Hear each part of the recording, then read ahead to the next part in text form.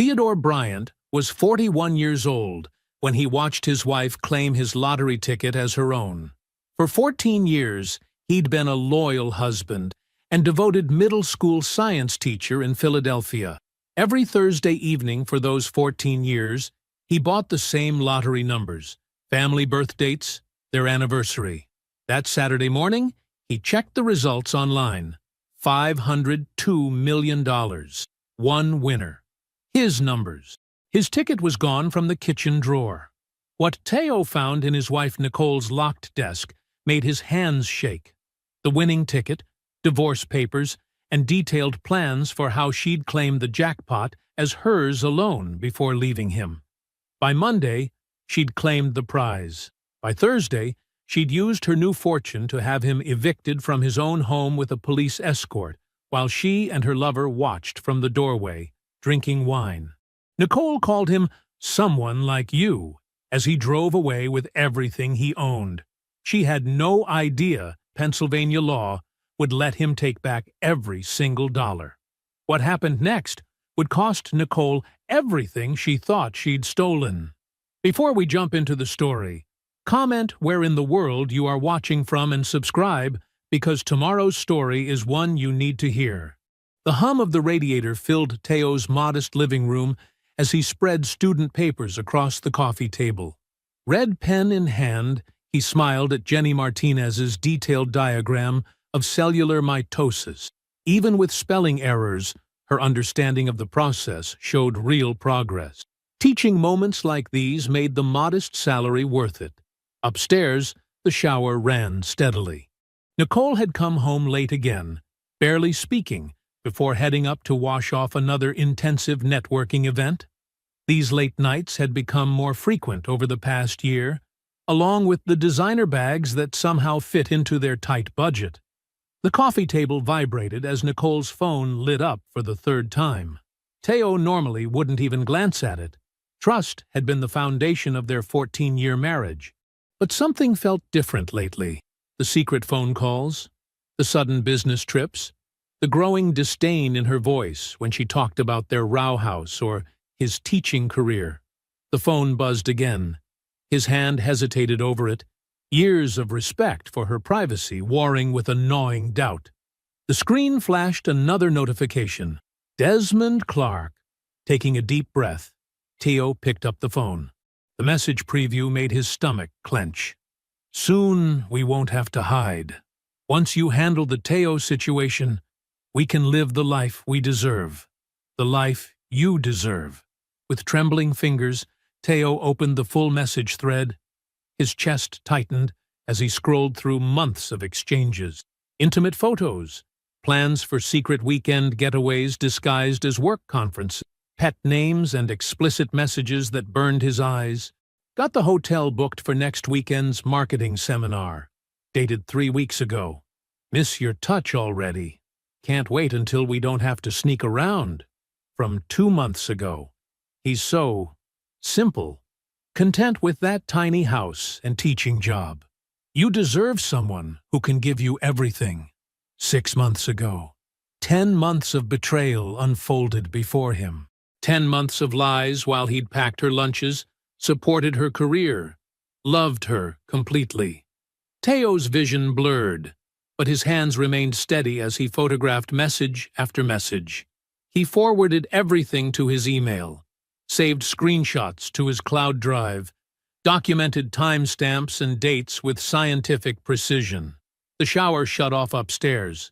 Teo quickly replaced the phone exactly as he'd found it, positioning it at the same angle. He picked up his red pen just as Nicole's footsteps descended the stairs.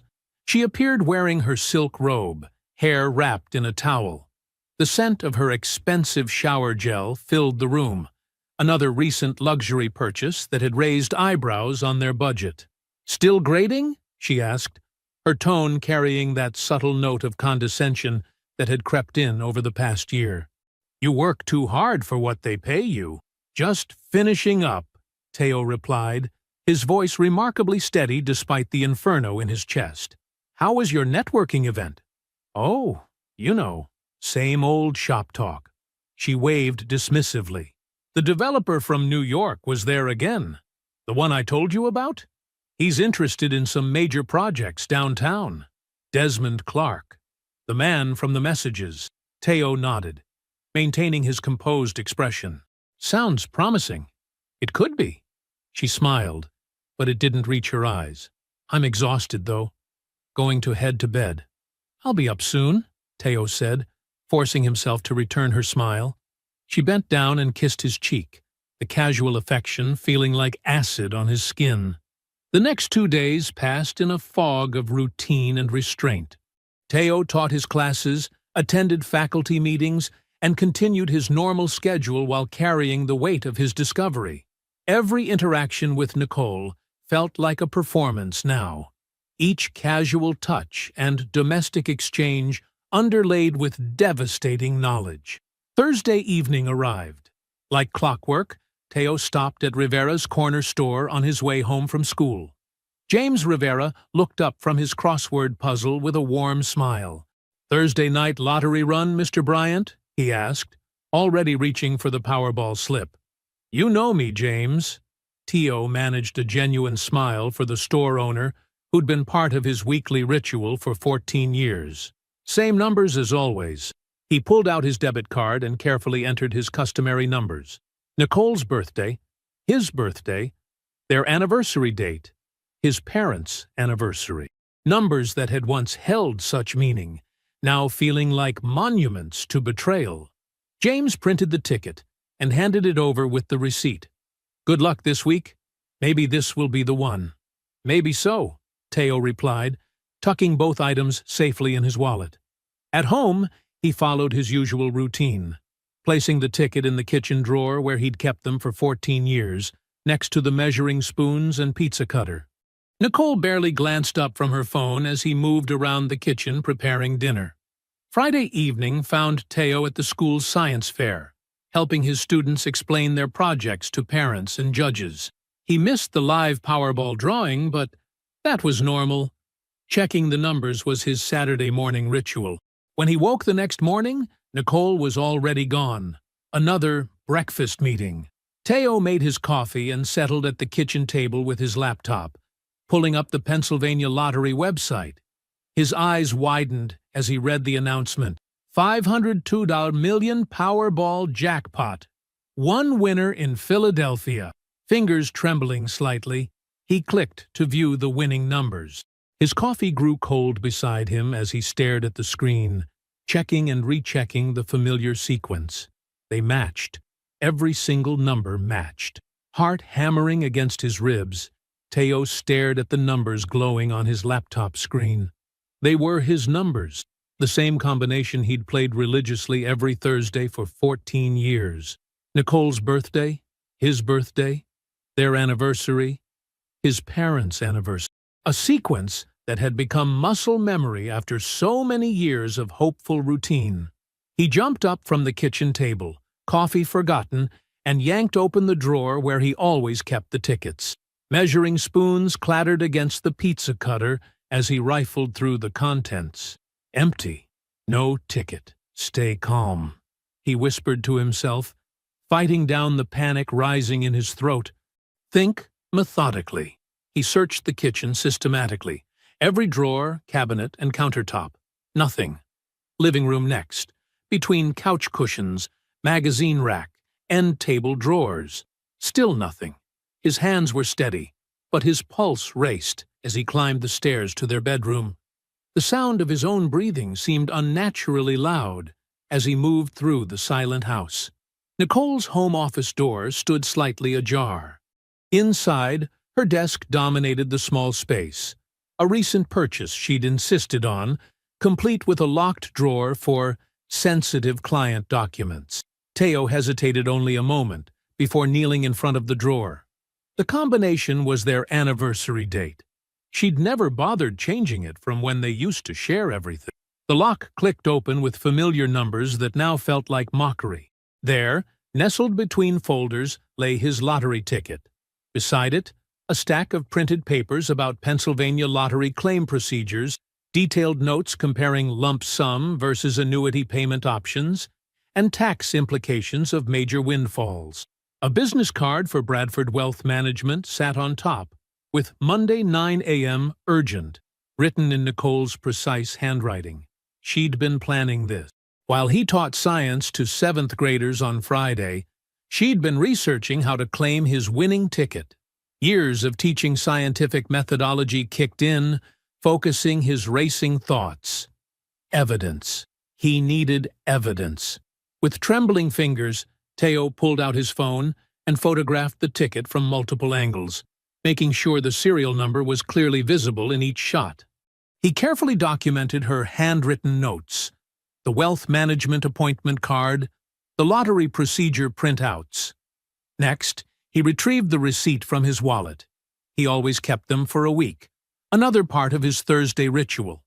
The date and time were clear. Thursday, 6:47 p.m. Rivera's Corner Store.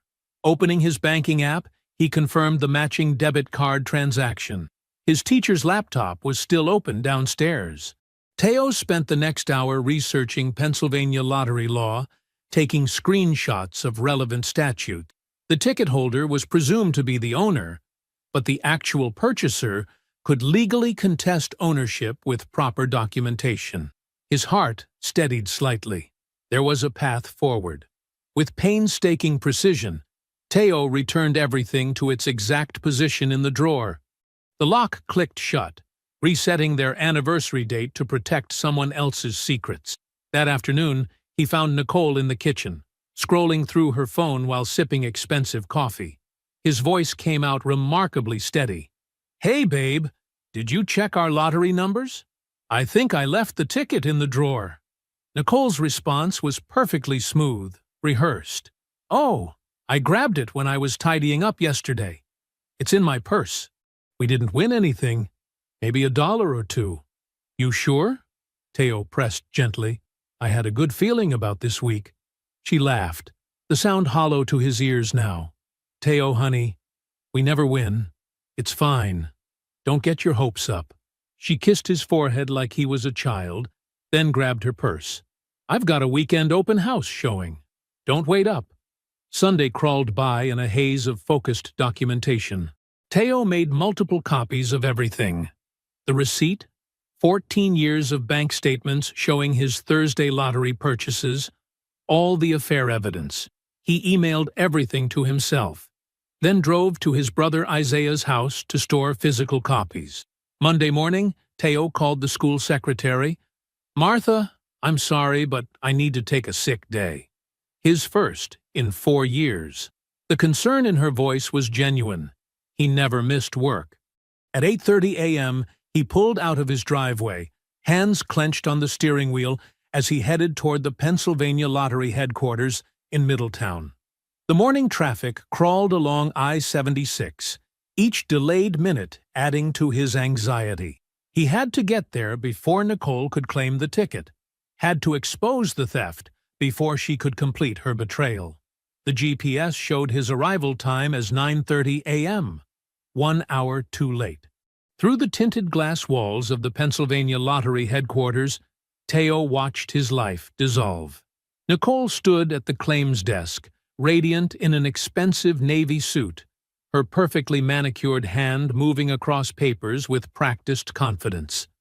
Beside her, Desmond Clark loomed tall in his tailored gray suit, while a third man, clearly a high-powered attorney based on his leather briefcase and commanding presence, gestured at various documents. Teo's fingers gripped his steering wheel until his knuckles went white. He'd spent 14 years playing those numbers. 14 years of Thursday evening stops at Rivera's store. 14 years of quiet hope built around birthdays and anniversaries that had once meant something. Now he watched through glass as strangers celebrated his win. The morning sun felt sharp against his eyes as he sat paralyzed in his Honda Civic, a decade-old car that suddenly seemed to embody everything Nicole had grown to resent. Security cameras swept the parking lot where her gleaming Mercedes sat like a proclamation of victory. Inside, Nicole laughed at something Desmond said, her head thrown back with practiced elegance. The claims agent smiled warmly. clearly charmed by the beautiful woman claiming life-changing wealth. More signatures, more papers passed across the desk. Teo's receipt burned in his wallet, useless now that she'd beaten him here. At 10:15 a.m., they emerged through the building's main doors. Nicole practically floated, her face glowing with triumph. Desmond's arms snaked possessively around her waist, marking his territory. The lawyer handed them each his business card with a final handshake. Teo's phone buzzed against his thigh. A text from Nicole. Something amazing happened. Need to talk tonight. I have incredible news. The heart emoji twisted in his chest like a knife. He watched them climb into their separate luxury vehicles, Nicole to her Mercedes, Desmond to his Porsche, and drive away, leaving him alone in a parking lot with his worthless proof of purchase. Hours crawled by. Teo drove aimlessly, unable to focus enough to return to school, unwilling to go home and face empty rooms. At 7 p.m., he finally pulled into their driveway. Nicole's car was already there, along with a bottle of Dom Perignon chilling in an ice bucket on the kitchen counter. She burst through the door moments later, designer shopping bags in one hand, that enormous fake smile plastered across her face. "Teo, you won't believe this. I bought a lottery ticket last week, just on a whim. You know how I never play. And I won. I won the Powerball. $502 million. He forced his features into shocked surprise. What? Are you serious? I already claimed it today. After taxes, it's about $311 million lump sum. Can you believe it? We're set for life. But her eyes were cold, calculating. This wasn't joy. It was performance. Every gesture carefully choreographed for maximum effect. That's incredible, Nicole. I can't believe it. Teo swallowed hard. When did you buy the ticket? Last Thursday. I stopped at a store on the way home from work. Pure impulse. And now everything changes for us. Every word was a lie. Different store, different time, different money, different everything. This is amazing, babe. We can finally... Actually, Teo, Nicole cut him off, her tone shifting dramatically. The warmth vanished from her voice. We need to talk about something else. I've been unhappy for a long time. I've been seeing someone else. His name is Desmond. We're in love. I'm filing for divorce. Teo let real pain show through his act. Nicole, we can work through this. We've been together 14 years. There's nothing to work through. I've moved on. This is my lottery win. My money. And I need to start my new life. I'm not trying to be cruel, but you need to understand. This changes everything. What about our house? Our marriage? I'll be fair. Her lips curved in what might have been meant as a kind smile but came across as predatory. I'm offering you $150,000 cash. That's generous, Teo. More than generous. If you sign a quitclaim deed giving me full ownership of the house and agree to an uncontested divorce. You can find a nice apartment. Start fresh. I'm not trying to hurt you. This is my home too. I'm not leaving. Nicole's expression hardened. Then you're making a mistake. I have $311 million now, Teo. I can afford the best lawyers in Pennsylvania. I can bury you in motions and legal fees until you're bankrupt. Or you can take my offer and leave with dignity. Your choice. I'm not signing anything. We'll see. Tuesday morning, Nicole filed for divorce, citing irreconcilable differences.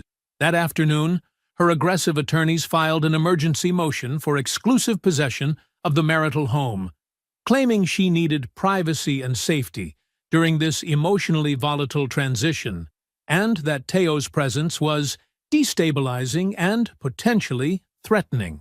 The motion included false allegations that Teo had been increasingly agitated and confrontational since learning about the divorce, that Nicole feared for her safety, and that she needed the marital home for security reasons, given her new financial circumstances. Wednesday at 2 p.m., the emergency hearing began. Nicole's attorneys presented their case to a family court judge. Teo, caught off guard and representing himself, tried to argue that the house was marital property, and he had every right to stay. But Nicole's lawyers were polished, aggressive, and armed with her wealth. They painted Teo as an unstable, jealous husband who posed a risk to their client, a vulnerable woman who had just won a life-changing lottery prize. The judge granted the temporary order. Teo must vacate within 48 hours pending final divorce proceedings. Thursday evening at 6 p.m., Nicole arrived at the house with Desmond, her lead attorney Catherine Price, and 2 police officers to enforce the eviction order. "Mr.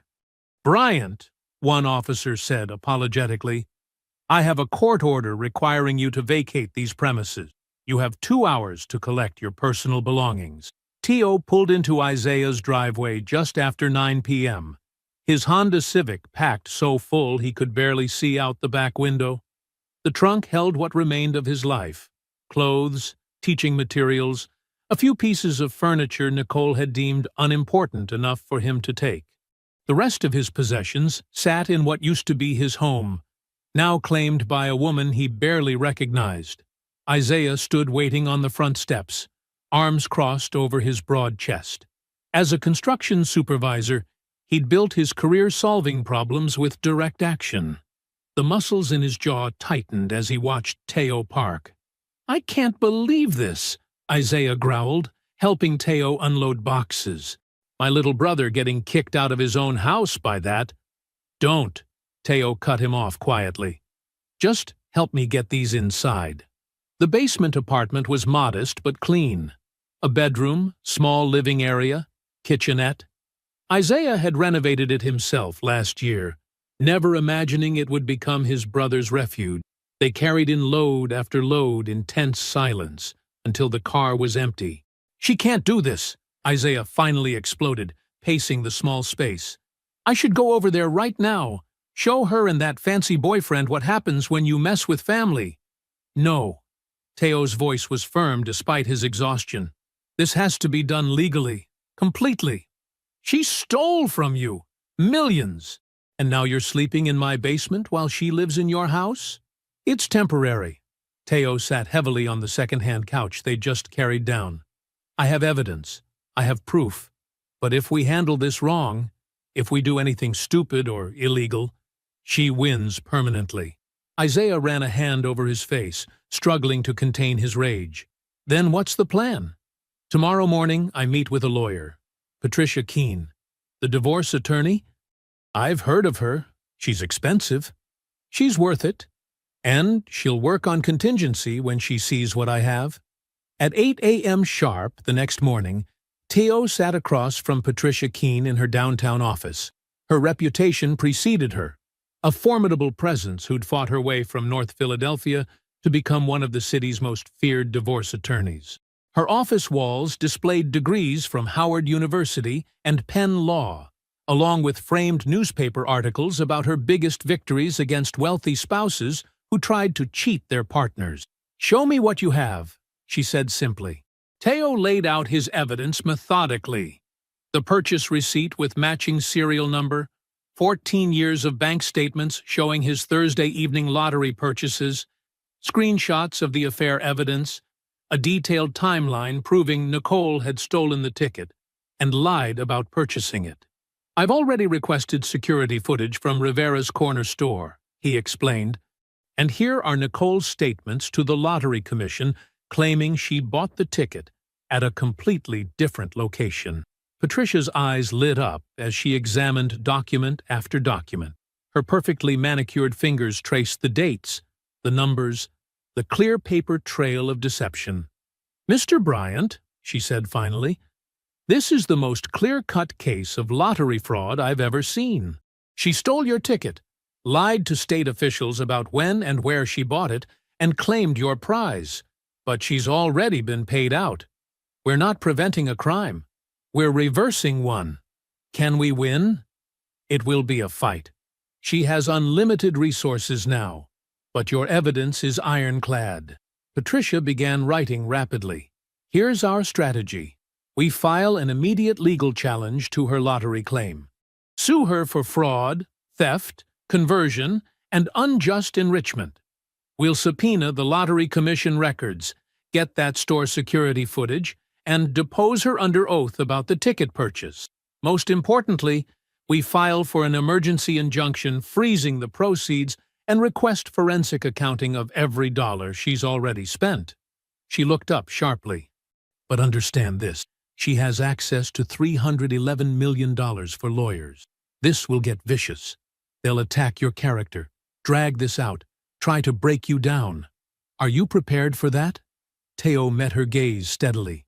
She stole from me, lied to my face, kicked me out of my home, and humiliated me in front of my community. I'm prepared. Patricia nodded, satisfied. I'll take the case on contingency, 25% of whatever we recover. But you'll need a private investigator. I recommend Raymond Porter, former Philadelphia detective. He's thorough, discreet, and he knows how to build a case. Teo wrote a check for $8,400, his entire personal savings, to hire Porter. By early afternoon, the wheels were in motion. At 1 p.m., Teo walked into his classroom at Franklin Middle School, perfectly composed in pressed khakis and a blue button-down shirt. No one watching him explain chemical reactions to seventh graders would have guessed he was homeless, betrayed, and in the opening stages of a multi-million-dollar legal battle. He moved through his lessons with practiced ease, helping students balance equations while his mind ran parallel calculations about evidence and strategy. Every time his phone vibrated, he checked it discreetly, waiting for updates from Patricia or Porter. But to his students, he was simply Mr. Bryant, patient, focused, exactly as he'd always been. Over the next week, Raymond Porter's investigation peeled back layers of deception that made Teo's stomach turn. Each morning, the former detective's reports arrived in Patricia's office with new revelations, each more calculated than the last. 7 months ago, Raymond explained, spreading bank statements across Patricia's desk while Teo sat quietly. Nicole opened an account at Wells Fargo using her work address. Started small, 200 here, 300 there, all transferred from your joint account. Teo recognized the dates, when Nicole had suggested they stop reviewing monthly statements together, claiming it was too stressful to track every penny. He'd agreed, wanting to ease her anxiety. Now he understood why. Total amount siphoned, just under $12,000, Raymond continued. Small enough that missing money could be explained by shopping, lunch meetings, normal expenses, but regular deposits, building a reserve. Patricia made notes while Teo studied the statements. His teacher's salary meant every dollar mattered. He'd been brown bagging lunches while Nicole secretly built her escape fund. 3 months ago, Raymond pulled out more documents. She had initial consultations with 3 different divorce attorneys, paid in cash from that secret account, was shopping for the most aggressive representation before the lottery even happened. Teo remembered that time period. Nicole had taken several personal days from work, claiming migraines. He'd made her soup, brought her ginger ale, worried about her health. Meanwhile, she'd been planning his removal from her life. The locked desk drawer, Raymond continued, purchased 8 weeks ago from an office supply store. She kept the receipt, filed it carefully, creating evidence of separate property for the divorce she was planning. But it was the text messages that truly gutted him. Raymond had discovered Desmond's unsecured cloud backup. The man's arrogance extended to his passwords, and found conversations stretching back months. Nicole to Desmond, 4 months before the win. He's so predictable. Same numbers every week. If those stupid tickets ever hit big, that's my ticket out. I just need to be ready to grab it first. Teo's hands clenched as Raymond read more messages. His weekly ritual of buying tickets, his sentimental use of family birth dates. She'd turned it all into surveillance, watching for her opportunity. 1 week before the win, tickets are always in kitchen drawer. He checks Saturday mornings like clockwork.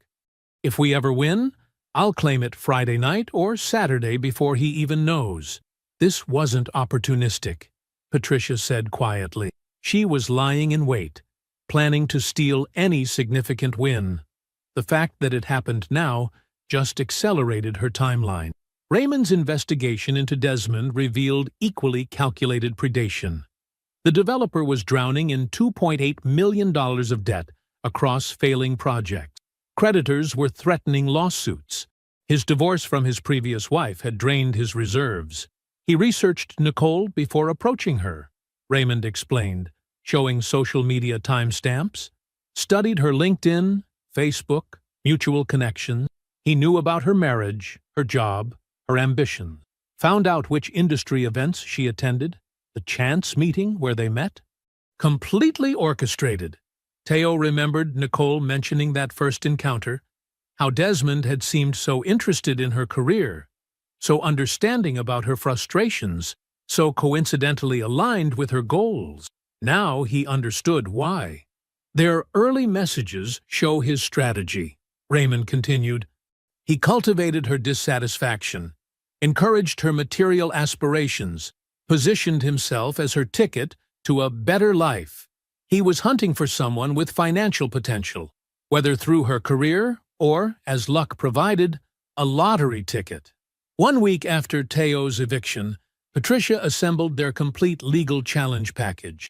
The filing was thick with evidence: civil lawsuit for fraud, theft, and conversion, formal challenge with the Pennsylvania Lottery Commission, emergency motion to freeze the remaining proceeds, request for expedited hearing. Raymond's surveillance team reported the moment Nicole was served with papers Tuesday morning. She'd been leaving a luxury car dealership, shopping for a second vehicle with Teo's stolen money. The process server caught her in the parking lot. For the next 7 hours, Nicole and Desmond huddled with their legal team in downtown offices. Through his contacts, Raymond provided periodic updates to Patricia. "She's screaming," he reported mid-afternoon, "throwing things. Desmond looks terrified. Their attorneys just explained Pennsylvania lottery law. If Teo proves he purchased the ticket, the prize belongs to him as the purchaser. Possession doesn't equal ownership when fraud is involved." In the weeks following Teo's eviction, Nicole and Desmond embraced their newfound wealth with reckless abandon. Their social media accounts became showcases of excess: champagne brunches, designer shopping sprees, and constant celebrations of their blessed new life together. Nicole's departure from her real estate marketing job became office legend. She strode into her boss's corner office wearing a $12,000 Chanel suit, dropped her resignation letter on his desk, and declared, "I don't need you or this pathetic salary anymore. I'm worth hundreds of millions now." The entire floor watched her theatrical exit, designer heels clicking against marble as she left behind a decade of employment.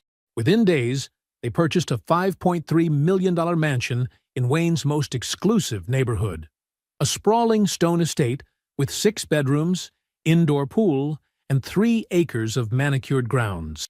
Nicole selected a gleaming Mercedes S-Class in metallic silver, $145,000, while Desmond chose a racing yellow Porsche 911, $180,000. Their 4-car garage filled quickly with luxury vehicles that Nicole photographed constantly for Instagram. Their housewarming party became the talk of Philadelphia's main line. 200 guests, celebrity chef catering, ice sculptures, and a live band. Nicole wore diamonds and posed for endless photos, making sure every image showed her living her best life away from Teo. Their new home became party central.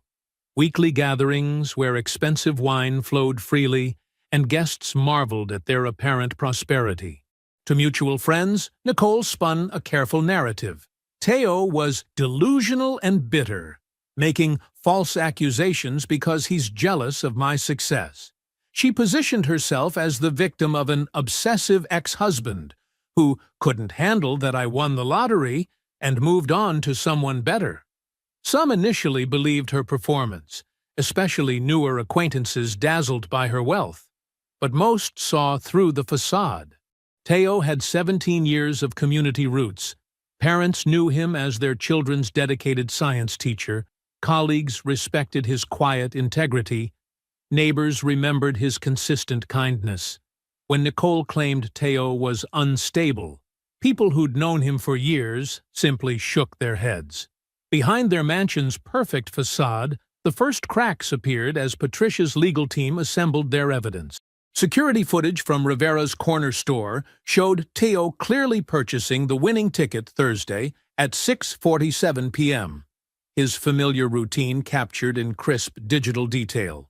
James Rivera, the 68-year-old store owner, provided a detailed affidavit. Teo Bryant has purchased lottery tickets from my store every Thursday evening for 14 years. Same numbers every week. He told me once they were family birth dates. He's a good man, always asks about my grandchildren.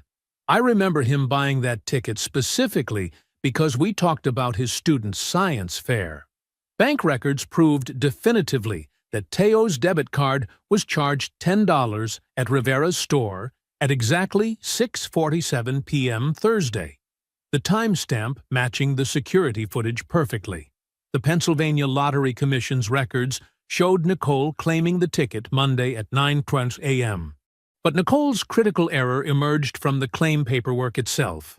When filing, she'd told the lottery official, "I purchased this ticket Thursday evening, correct day," but claimed she bought it at the 7-Eleven on Market Street, the wrong store entirely, as Teo had purchased it at Rivera's on Broad Street. Patricia's deposition of Nicole became legendary among Philadelphia legal circles. In a sterile conference room, Nicole sat perfectly groomed in designer clothes while Patricia methodically dismantled her story. "Mrs. Bryant, you stated under oath you purchased this ticket at 7-Eleven on Market Street, correct?" "Yes, Thursday evening after work."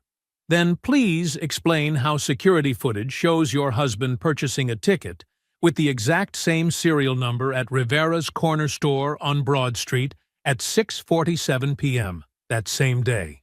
That must be a different ticket. The serial numbers match exactly. Are you suggesting there were two identical tickets? He must have copied my numbers. Your husband's bank records show he purchased the ticket at Rivera's at 6:47 p.m.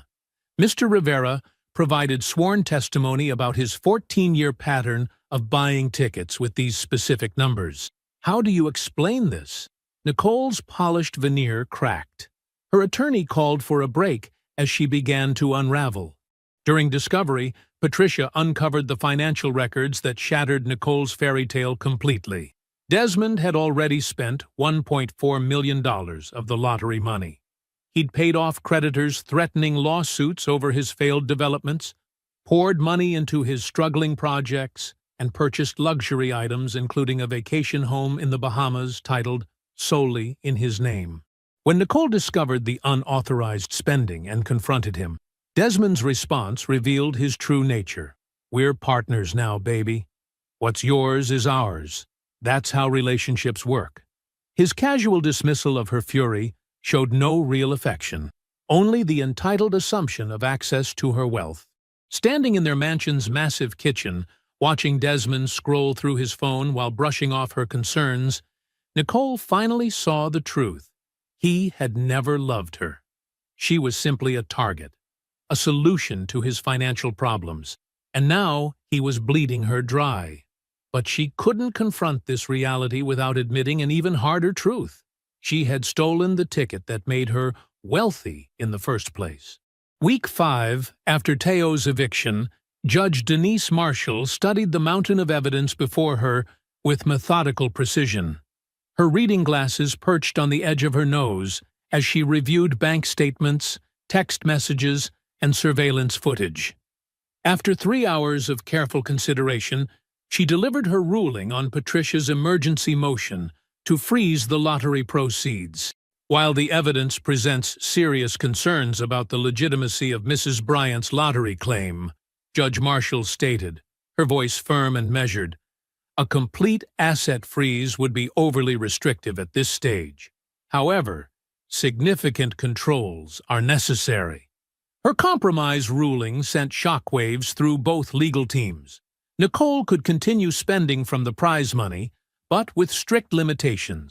She had to maintain detailed accounting of every dollar spent, could not transfer any assets out of Pennsylvania, and was prohibited from reckless dissipation of funds pending the trial's outcome. Nicole's face twisted with rage as the judge read the restrictions. No more impulse purchases of luxury cars. No more transferring millions to Desmond's projects. No more shopping sprees without documentation. Her unlimited spending party was over. "This is ridiculous," Nicole hissed at her attorney, Catherine Price. "It's my money. She can't tell me how to spend it." "Lower your voice," Catherine warned sharply. "The judge can still hear you." The court scheduled the trial for 4 weeks out, an unusually rapid timeline reflecting the urgent nature of the dispute. As those weeks progressed, the systematic dismantling of Nicole's carefully constructed fantasy accelerated. Patricia's team uncovered Nicole's Google search history from the week before the lottery win. The timestamps painted a damning picture of premeditation. Monday, 2:14 p.m. How to claim lottery ticket in Pennsylvania. Monday, 3:27 p.m. Can spouse claim lottery ticket without other spouse knowing? Tuesday, 9:03 a.m. Lottery ticket ownership law, Pennsylvania. Wednesday, 1:15 p.m. Hiding assets from spouse during divorce. Even more devastating, text messages emerged between Nicole and Catherine Price from 2 weeks before the lottery win, discussing asset protection strategies for an upcoming divorce. Nicole had been planning her exit long before claiming Teo's winning ticket. The financial advisor's notes from Nicole's Monday morning appointment, hours before she claimed the prize, were equally incriminating. The detailed outline covered establishing sole ownership of windfall funds and minimizing spouses' potential claims through strategic timing. "Every single piece of evidence shows planning," Patricia explained to Teo during a strategy meeting. "She didn't just stumble across your ticket and make an impulsive decision. She orchestrated this theft for months." The pressure began affecting Nicole and Desmond's relationship. With spending restricted and legal walls closing in, Desmond realized he might not get to keep the money he'd already taken. His solution was swift and ruthless. He approached Patricia's team, offering to testify against Nicole. "She told me weeks before they won that she was going to take Teo's ticket if they hit it big," Desmond revealed in a sworn statement. "She said she was just waiting for the right moment. I have emails where she laid out the whole plan." He provided their entire text message history, including exchanges where Nicole discussed monitoring Teo's lottery purchase patterns and planning the optimal timing for her theft. Desmond's betrayal was complete. He threw Nicole entirely under the bus to protect himself from criminal prosecution. When Nicole discovered his betrayal, their final confrontation shook the mansion's marble halls. "You lying piece of garbage!" she screamed, hurling a crystal vase at his head. "I gave you everything." "You didn't give me anything," Desmond sneered, dodging the projectile. "You stole it, and I'm not going down with you." He packed his bags that night, leaving Nicole alone in their sprawling house. But Nicole's desperate spiral wasn't finished. Patricia uncovered her most recent mistake, an attempted bribe of James Rivera just 2 weeks earlier.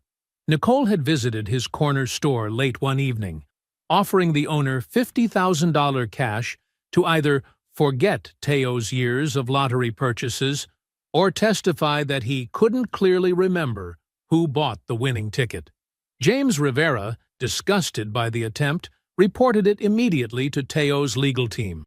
He even recorded the conversation on his store's security system, capturing Nicole's crude attempt at witness tampering in high definition. Patricia didn't hesitate. She filed a motion adding the witness tampering charge to their civil case and referred the evidence to the district attorney's office for potential criminal prosecution. Nicole's carefully constructed world was collapsing entirely. The legal case against her was now overwhelming. Her spending was restricted. Desmond had betrayed and abandoned her. She faced possible criminal charges.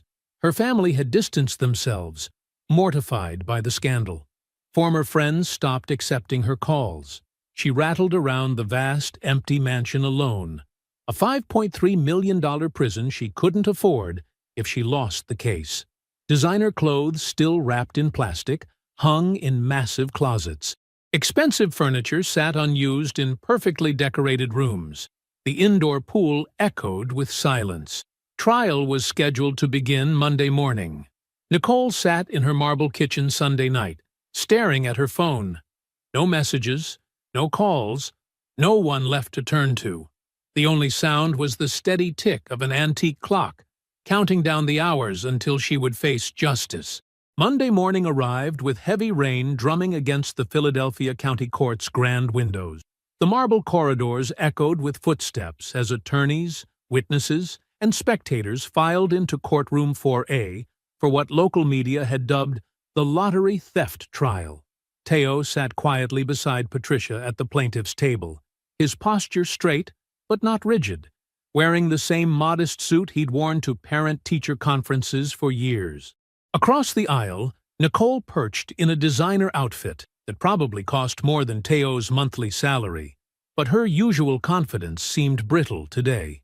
Judge Michael Henderson entered, and the packed courtroom rose. "Be seated," he commanded, his voice carrying natural authority. "We are here to determine rightful ownership of Pennsylvania Powerball Prize number 2023-147.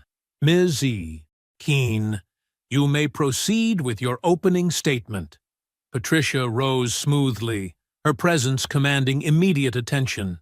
"Your Honor, this case is about theft, fraud, and betrayal. We will prove through clear, documented evidence that Theodore Bryant purchased the winning lottery ticket, that Nicole Bryant stole that ticket, and that she deliberately claimed a prize she knew wasn't hers." Over the next 8 hours, Patricia methodically constructed an airtight case. She started with the foundation, Teo's 14-year pattern of lottery purchases. Bank statements filled 3 massive binders, showing every Thursday evening transaction at Rivera's corner store since 2009. The records painted a picture of clockwork consistency. "And these numbers," Patricia indicated on a display screen, "what significance do they have, Mr. Bryant?" "They're our family dates," Teo explained calmly. "My parents' birthdays, Nicole's birthday, our wedding anniversary. I've played the same numbers every week since we married." The security footage from Rivera's store played next. The timestamp clearly showed 6:47 p.m. Thursday evening as Teo entered, greeted James Rivera warmly, and purchased his weekly tickets. The camera angle captured the transaction perfectly. Teo using his debit card, receiving his receipt, carefully checking his numbers. James Rivera's testimony proved particularly powerful. The elderly store owner spoke with quiet certainty. "Mr. Bryant has bought tickets from me every Thursday evening for 14 years. Same numbers, same time, like clockwork. He's always polite, always asks about my grandkids. When he bought that winning ticket, it was just like any other Thursday." "And you're certain it was Mr. Bryant who purchased this specific ticket?" Patricia asked. "Absolutely certain," James nodded. "I remember because he joked that maybe this would be his lucky week. I still have the security footage backup and his receipt with the matching serial number." Patricia then displayed Teo's receipt alongside the winning ticket. The serial numbers matched perfectly. The debit card records showed the exact time and amount. The evidence of ownership was overwhelming. Day 2 focused on exposing Nicole's deception. Patricia played the timeline like a symphony conductor, each piece of evidence building on the last. She showed photos Teo had taken of the ticket hidden in Nicole's locked drawer, surrounded by her handwritten notes about claiming procedures. "Note the date on these documents," Patricia highlighted. Mrs. Bryant was researching how to claim lottery prizes before the winning numbers were even drawn.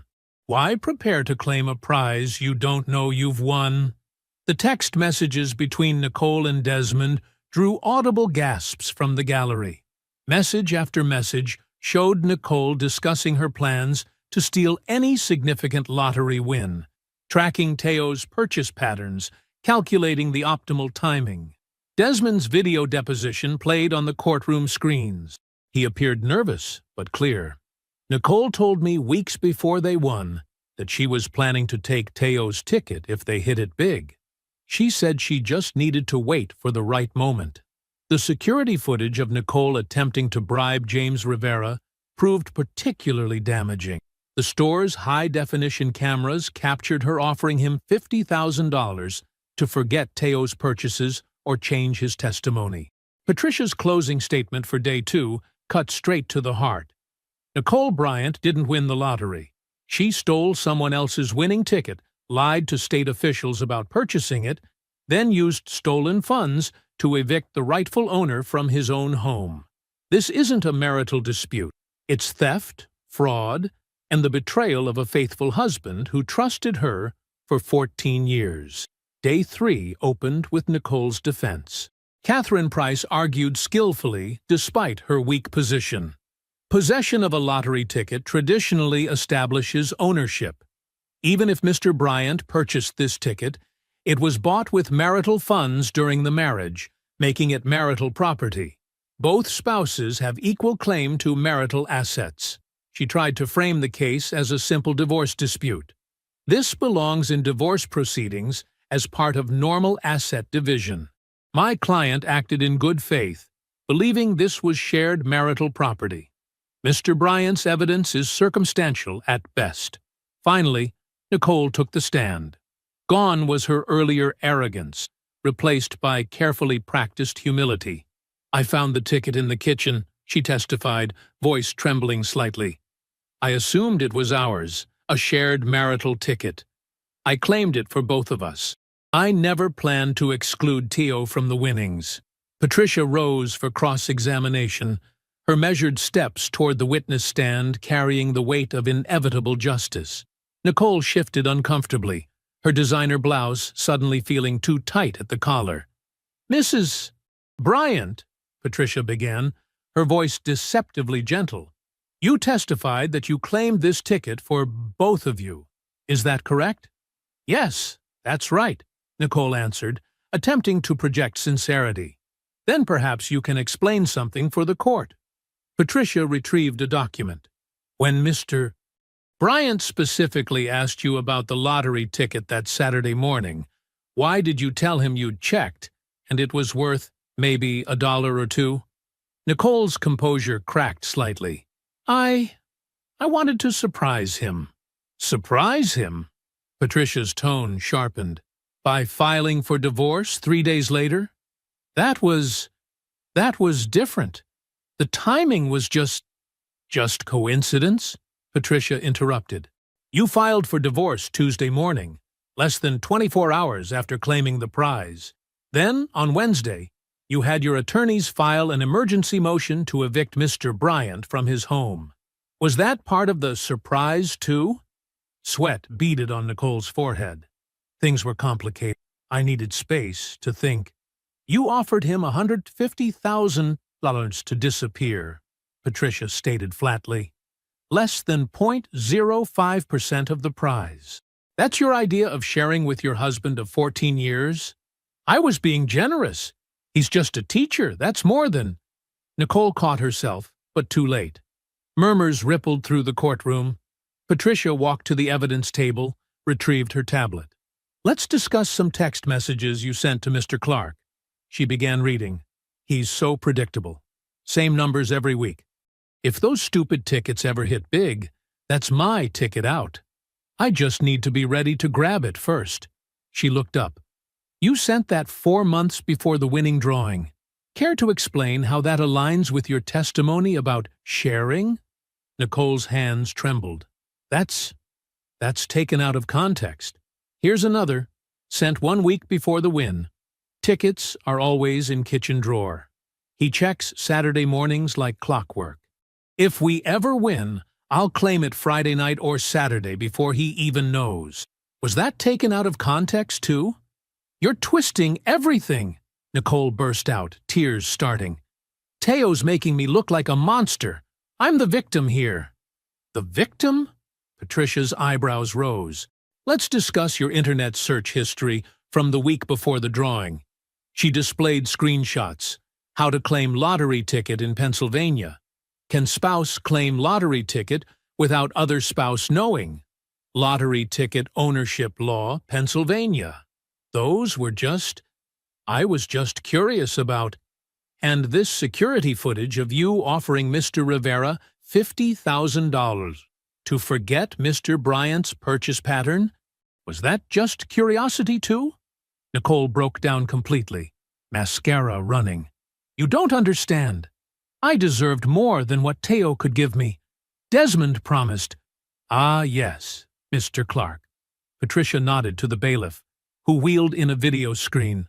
Let's watch his deposition, shall we? Desmond's face appeared, looking uncomfortable but resigned. Yeah, Nicole told me weeks before they won that she was planning to take Teo's ticket if they hit it big. She said she'd been watching his patterns, knew exactly when to grab it. Said she just needed to wait for the right moment. Did she discuss what would happen after claiming the prize? She said she'd file for divorce immediately, use the money to get Teo out of the house fast. She had it all planned out. And your relationship with Mrs. Bryant. How did that begin? Desmond shifted uneasily. I targeted her, if we're being honest, at an industry event. I knew she was married but unhappy with her lifestyle. I researched her before approaching, learned about her marriage, her job, her ambitions. I knew someone like that would be useful. The courtroom sat in stunned silence. Nicole had collapsed forward, shoulders shaking with sobs, while her attorney, Catherine Price, stared straight ahead, lips pressed thin. Patricia's closing argument cut through the heavy air like a blade. This case is simple, Your Honor. Theodore Bryant purchased a lottery ticket with his own money, using numbers meaningful to his family, following a 14-year pattern. His wife stole that ticket, lied to state officials, claimed a prize that wasn't hers, then used stolen funds to destroy her husband's life. Pennsylvania law is clear. The purchaser owns the prize. Mr. Bryant is that purchaser. Every dollar belongs to him. Catherine Price's closing felt hollow in comparison, relying on technical arguments about marital property and weak appeals to sympathy. Despite these revelations, we must consider the legal framework of marital assets. Judge Henderson deliberated for only 3 hours before returning with his ruling. His face was stern as he began. This court finds by clear and convincing evidence that Theodore Bryant purchased the lottery ticket in question. Mrs. Bryant's claim that she purchased the ticket is contradicted by security footage, bank records, witness testimony, and her own provably false statements to the Lottery Commission. He continued, voice carrying absolute authority. The court further finds that Mrs. Bryant knowingly and intentionally misappropriated her husband's property, made false statements to state officials, and used the fraudulently obtained funds to cause additional harm to Mr. Bryant. His ruling was comprehensive and devastating. The entire lottery prize belonged to Theodore Bryant as rightful purchaser. Nicole must return all remaining proceeds immediately. All assets purchased with lottery funds must be surrendered for liquidation. Nicole was liable for conversion, fraud, and unjust enrichment, and must pay Theodore Bryant's legal fees of $247,000. The case would be referred to the district attorney for criminal prosecution consideration. Nicole's face went chalk white. She slumped in her chair, hysterical sobs racking her body, while Catherine Price attempted awkward comfort. From the gallery, Desmond stood without a word and walked out, never looking back. Through it all, Teo sat quietly at the plaintiff's table, his posture relaxed for the first time in months. Patricia reached over, and squeezed his shoulder. Justice, finally, complete. The aftermath of the verdict hit like a tidal wave, washing away Nicole's false kingdom in a matter of weeks. The numbers told a devastating story of waste and hubris. In just 10 weeks since claiming the prize, she had burned through $8.7 million as if it were endless. The $5.3 million mansion in Wayne stood as a monument to her excess, while $325,000 in luxury vehicles sat in the circular driveway collecting dust. Desmond had managed to extract $1.4 million for his creditors and investments before disappearing, while nearly $1 million had evaporated in parties, designer clothes, and flashy jewelry. The final insult, $700,000 in legal fees for a defense that ultimately crumbled. The asset recovery process was swift and merciless. The mansion went into immediate foreclosure, though Teo's team managed to orchestrate a quick sale that recovered $3.8 million. The Mercedes S-Class and Porsche 911 were repossessed and auctioned, bringing back $290,000. Jewelry, designer handbags, and other luxury items were liquidated through high-end consignment, recovering a mere $140,000. Nicole's separate bank accounts were frozen and seized, their contents absorbed into the judgment. When the dust settled, Nicole was left with approximately $11,000 to her name, less than 10% of the $150,000 she had so condescendingly offered Teo to disappear quietly from his own life. The irony was lost on no one. Her unraveling continued with brutal efficiency. She crawled back to her former employer, pride in tatters, only to be told her position had been filled. And besides, they preferred to maintain a more professional corporate culture. Her family, already distant since the scandal broke, remained largely estranged. Her mother would occasionally answer texts with one-word responses, while her younger sister had blocked her number entirely, mortified by the public spectacle. The friends who had celebrated at her mansion parties, who had posted enthusiastic congratulations on social media, who had believed her narrative about Teo being bitter and jealous, now avoided her calls. The verdict had exposed her completely, and Philadelphia's social circles had no room for someone branded as a thief and a fraud. Reality hit hard as Nicole moved into a small one-bedroom apartment in a working-class neighborhood, the kind of place she had once sneered at as beneath her standards. The only job she could secure was an entry-level administrative assistant position at a small insurance company, earning $38,000 annually. It was a special kind of humiliation to realize she now made less than the teacher she had betrayed. The district attorney's office ultimately declined to pursue criminal charges, deciding the civil judgment and complete financial ruin were punishment enough. Still, Nicole lived under that shadow, knowing any misstep, any violation of the judgment's terms, could trigger prosecution. Desmond's fate proved equally satisfying to those who believed in justice. His bankruptcy filing couldn't protect him from the $1.4 million he had taken from Nicole. The Pennsylvania Real Estate Commission suspended his license after an ethics investigation. His developments failed spectacularly, and he ended up taking a position as a property manager for a small apartment complex in Reading, PA. A stunning fall for someone who had once boasted about building luxury empires. The Philadelphia Inquirer's feature story, Teacher Wins $500 Lottery, Twice, How Theodore Bryant Fought Back Against Fraud, turned Nicole into a cautionary tale. Local news stations picked up the story. She became infamous, the woman who stole her husband's lottery ticket and lost everything. 6 months after the verdict, Nicole requested a meeting. Teo reluctantly agreed to see her at a neutral coffee shop in Center City. She arrived looking diminished. No designer labels, no perfectly styled hair, no confident stride. The woman who had once commanded rooms with her presence now seemed to shrink into herself. "I know you won't forgive me," she began, hands wrapped tightly around her coffee cup. I'm not asking for that. I need to understand why you fought so hard. You could have settled, taken half, moved on. Why destroy me completely? Teo studied her for a long moment, his response measured, but final. You didn't just take money, Nicole. You stole something I earned, lied about it to the world, used it to humiliate me and erase me from my own life, and then tried to make me believe I was wrong for fighting back. You wanted to see if I'd just disappear quietly. If I'd accept being erased because you decided I wasn't worth your time anymore. He leaned forward slightly, voice calm but firm. I couldn't accept that. Not because of the money, because of what you tried to make me believe about my own worth. You bet that I'd be too broken, too poor, too beneath you to fight. You were wrong.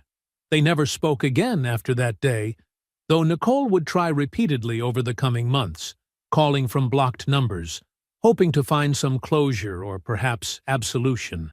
She found neither. 1 year after the verdict, Teo had transformed the tragedy into triumph. He established a $45 million education fund for Philadelphia public schools, created a $15 million scholarship program for future teachers, and paid off mortgages for his mother, Lorraine, brother Isaiah, sister Janet, and the mentor teachers who had shaped his career. The remaining $220 million was invested conservatively through ethical firms. He purchased a modest 3-bedroom home in his old West Philadelphia neighborhood for $485,000. Comfortable, but not ostentatious. After a semester sabbatical spent healing and volunteering, he returned to teaching at a different school. He wrote a book about integrity and self-worth that resonated with readers nationwide. Most importantly, he began building a genuine relationship with Renee Harper, a school counselor who saw him for who he truly was. I hope you enjoyed that one. Be sure to like the video and subscribe so you don't miss the next story. I've picked out 2 more for you that I think you'll really like.